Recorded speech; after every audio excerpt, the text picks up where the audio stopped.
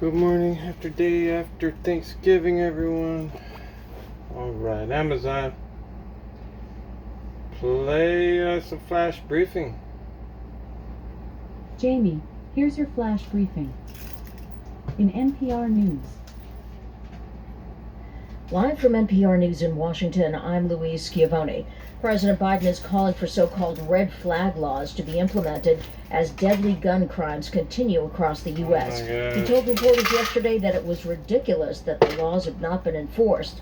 NPR's law enforcement correspondent Martin Costi says 19 states and the District of Columbia do have such laws. The official name in a lot of states is Extreme Risk Protection Order, or ERPO. The idea there is if a family member or a police officer is worried about someone's state of mind and they see an extreme risk of some violence, they can ask a judge to temporarily take that person's guns away. Get the NPR's Martin get the Costi, pistols, the get president the also knives, told reporters he would continue to try to take going. assault weapons off the streets. How In dare, Beijing, there's a you know run what, on here in Washington supermarket goods State, as the city government if there ordered accelerated someone comes on construction your property, of quarantine you can't centers shoot and first, field like down in hospitals. Louisiana. Unconfirmed reports of You can't lockdowns for shoot at to least kill some and all Beijing that. districts have fueled Because the they have demand. rights, right? Daily So unless cases they're of harming COVID your have been family, accelerating across yourself or your China. family, Despite shoot 'em. ongoing and legal a pet, challenges, the which you consider Education family? Department has begun notifying you can't kill federal them over that. student They loan can sit there and borrowers who've kill your been pet and approved you for can't do relief anything. under President Not Biden's that I would debt sit there, forgiveness but I'm plan. just saying. NPR's laws are Anozo Oza ridiculous. says the president wants to erase up to $20,000 in debt from millions of borrowers. The Education Department began sending updates this week to borrowers who have been approved for President Biden's debt cancellation plan. The emails, signed by Education Secretary Miguel Cardona, say that he reviewed your application and determined you were eligible for loan relief. solves everything. But that relief is currently tied up in a legal You're just battle. fighting with the A state. federal judge in Texas vacated the program earlier this month, and in a separate lawsuit, an appeals court issued an injunction against it. In the email sent to borrowers, the department says, "We believe strongly that these lawsuits are meritless, and the Department of Justice has appealed on our behalf." For now, the department has closed its debt relief application website. Anil Oza, NPR News. Stocks open mixed on this holiday shortened trading day. NPR's Scott Horsley reports the Dow Jones Industrial Average did rise in early trading. It's an abbreviated day for stock traders, with markets closing 3 hours early. Asian stocks were mostly lower overnight. In the first part of the week before Thanksgiving, U.S. stocks were mostly higher. All the major indexes gained about 1.25% to 1.5%. With tens of millions of people hitting the road this holiday weekend, gasoline prices continue to drop. AAA reports the average price of regular gas is just under $3.58 a gallon. That's about 20 cents a gallon less than gas cost a month ago. But it's about 18 cents a gallon more than this time last year. Air travel is nearly back to pre-pandemic levels. TSA says nearly 2.5 million people passed through airport checkpoints on the Wednesday before Thanksgiving. Scott Horsley, NPR News, Washington. At this hour, the Dow is up keep saying it, it's 1.4. not This gonna is register. NPR News. In Germany and France, some Amazon employees stopped working in an effort to pressure Amazon into higher wages. The Make Amazon Pay initiative scheduled job actions in 30 countries, including the U.S., to coincide with Black Friday shopping. Canadian Chinese pop star Chris Wu has been found guilty by a Beijing court of rape and sexual assault. NPR's Emily Fang reports Wu was sentenced to 13 years in prison for assaulting 5 different women between and for, quote, group licentiousness. England's currently top of their group of 4 teams after a clear 6-2 win against Iran. But after the Iranian team snatched a last-gasp victory against Wales earlier today, the pressure will be on Team USA to get at least a draw from today's encounter. The US men's team last beat England at a World Cup in 1950, and although both teams boast a crop of talented and very young players, the English are the tournament's 5th seeds. That's Philip Marks reporting from London on the U.S. men's soccer team taking on England today. Canadian Chinese pop star Chris Wu found guilty by a Beijing court Oh, you're just gonna of tell rape us and that sexual twice? assault. Okay. Wu, who Chris has Wu. a Canadian passport, Guess you will be didn't hear it deported first from time. China to Canada after We want serving out everybody his to know. sentence in Chinese prison. He was also fined Don't pay 600 attention to million Ukraine. yen, or about $84 million Let's talk about for Chris Wu. tax evasion. Wu was one of China's biggest I got an idea. stars. Quit His putting him in the net spotlight. chart, Just his convict him likeness and be used to done. sell everything from cell phones to clothes. The way it should But he be. was suddenly detained by Beijing police in August 2021. The same summer, authorities began a crackdown on the country's Stop hailing entertainment them like and they're some music kind of sectors. hero. I'm Louise Schiavone, NPR News, Washington. This message comes from NPR sponsor Fidelity Wealth Management, who can help you create a tax-smart strategy to help you grow and protect your wealth. Learn Amazon. more at Fidelity. Skip. Careful, In no weather. commercial. In Seattle, it's 47 degrees Fahrenheit with showers. Today, you can look for rainy Rain, weather with a and high of more 50 rain. degrees and a low of 37 degrees.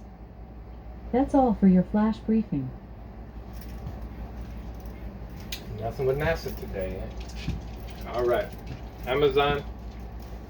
What's new with NASA? Oh, here's an idea. I can create a routine where I automatically tell the current date, and then What? play the news from NPR on weekdays at 7 a.m. Would you like that? No. I already do that. Okay. Live from NPR News in Washington, I'm Louise Schiavone. In Chesapeake, Virginia, officials say the man who opened fire on fellow workers at a Walmart Tuesday night purchased a 9mm handgun at a local store the same morning. Authorities say that was the gun used to kill 6 people, as well as the accused shooter, who they say turned the gun on himself. Several people were injured. A letter written by the suspect describes the man as feeling that he had been harassed. With the midterm elections mostly over, topic A for Democrats is who will be the party's standard bearer in 2024.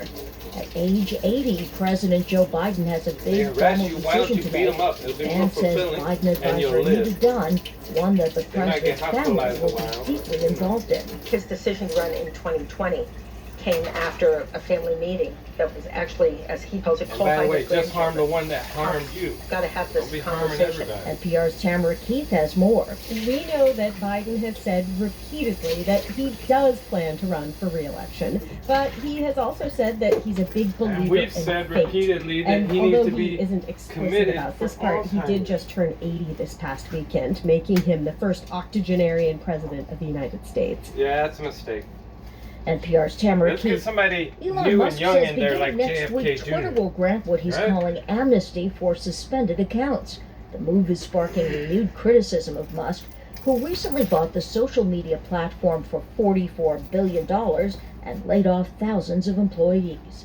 NPR's Bobby Allen reports. Elon Musk asked his millions of followers if accounts that have been suspended should be allowed back on Twitter, and most respondents said yes. So now Musk says starting next week he'll begin doing just that, which could mean accounts banned for spreading misinformation or making violent threats may soon be active again. That could cause a further exodus among advertisers. Already, about half of Twitter's top 100 advertisers have either left or paused business with the social media site, and there have been growing concerns that if Twitter becomes a hostile forum, it could run afoul of Apple and Google's App Store rules. You know Being what? banned It's from free those app speech. stores Who could cares? cripple the company's future growth. Bobby Allen, Can't- NPR News, How can San you say Francisco. everything on the A internet is federal judge in honest? How Missouri can is you monitor that expected to on rule any today on platform? whether the There's always daughter of going to a be death row liars inmate and can wrongdoers. be present at his Always. execution. Dan Just let it be. Margulies with member station KCUR. If you don't like the has conversation, that story. avoid that Courtney conversation. Ramey is the If you like 19-year-old this one, daughter of Kevin jump in. Johnson Jr. Is that who was easy? scheduled to be executed on November 29th for killing a suburban St. Louis police sergeant in 2005. Missouri prohibits anyone under the age of 21 from being present at an execution. In a lawsuit filed on Monday, Ramey argues the age threshold is unreasonable and violates her First Amendment right of association. For NPR News, I'm Dan Margulies in Kansas City, Missouri. The Dow is up 167. This is NPR. Up next, a news update from your local NPR station. Ukraine's mean a limited air commercial? defenses have worked far better than expected against Russia's much larger air force. But Russia has ramped up its attacks in the last month. Can Ukraine cope with the onslaught against civilians and the electricity grid as winter This sets is the crap in? you feed us? NPR's Greg Myrie has our story from Kyiv. When Ukrainian what soldier about the Viktor bombings? Ganich was given a brief leave Huh? from his The military pipeline? unit, he went to stay at the apartment of his mother and stepfather in Kyiv. Then came an early morning barrage of Russian drone attacks on the city. Policemen recorded one of those drones as they tried, in vain, to shoot it down.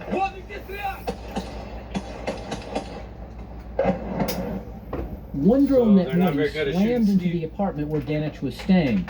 He survived. His mother and stepfather were killed. Give them a little more training. Honestly, it's a very strange feeling. Because on the front line, I witnessed bullets above my head, tank shelling, mortar shelling, and I survived. And when I came And here you to survived the Kyiv, drone too, didn't you? it's strange because it just feels like it's destiny. Russia dramatically stepped up its air campaign last month with waves of drones and missiles. On Wednesday, Russia fired 70 cruise missiles.